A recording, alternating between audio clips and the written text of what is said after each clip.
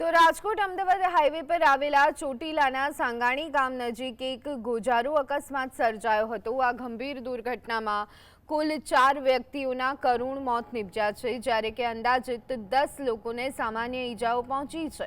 અકસ્માતમાં ભોગ બનેલા કેટલાક ઈજાગ્રસ્તોને વધુ સારવારની જરૂર હોવાથી તાત્કાલિક રાજકોટ સિવિલ હોસ્પિટલ ખાતે રિફર કરવામાં આવ્યા। હાલમાં 4 જેટલા ઘાયલોને સિવિલ હોસ્પિટલ ખસેડાયા છે, જ્યાં સારવાર લઈ રહેલા ઘાયલો અને તેમના પરિવારજનોએ સમગ્ર ઘટનાની આપવીતી અને હકીકત જણાવી હતી। બ્લાસ્ટ નહીં ખાલી ટકરા એનામાંનું જે ટેન્કર ઊભું હતું એની પાછળ ગાડી મારી। બરાબર। બીજા કેટલા લોકો અંદર હતા?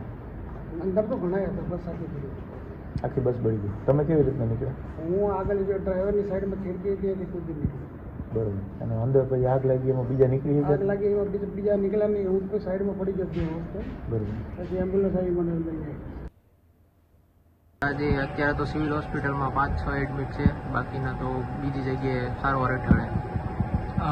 કેટલા વાગ્યાની આસપાસ ને કઈ જગ્યાએ ઘટના બની હતી? 1 થી 1.5 ની આસપાસ અને ચોટીલાથી આગળ દર્શન હોટલની વચ્ચે।